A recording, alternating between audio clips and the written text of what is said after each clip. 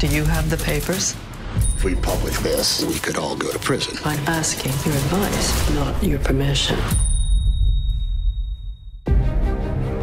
Okay, people are concerned about having a woman in charge of the paper, that she doesn't have the resolve to make the tough choices. Thank you, Arthur, for your frankness.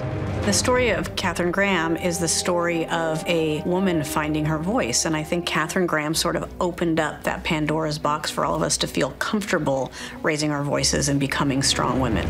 You're talking about exposing years of government secrets. I'm asking your advice, Bob, not your permission. Early in her life, she was the product of her time. There just weren't very many women in any positions of power. I just talked to Kissinger, who was going on about the end of the China embargo. I think this is our cue, ladies. Well, 1971 in Washington, women still left the table when men had their big conversations. I don't know how you keep up with it all when you have this day job. No one thought a woman could run a company, which is what makes the story so extraordinary. If you publish, we'll be at the Supreme Court next week. Meaning? Well, we could all go to prison. I had read her book, A Personal History, when I was in my early to mid-20s. It was an incredibly inspiring story. And she, of course, went on to become one of the most powerful women in D.C., the first female Fortune 500 CEO ever. If we don't hold them accountable, who will? We can't hold them accountable if we don't have a newspaper.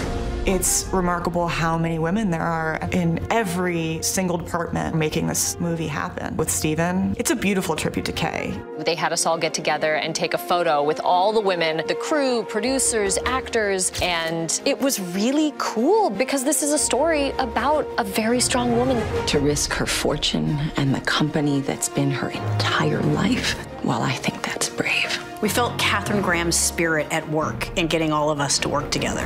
This is no longer my father's company. It's no longer my husband's company. It's my company.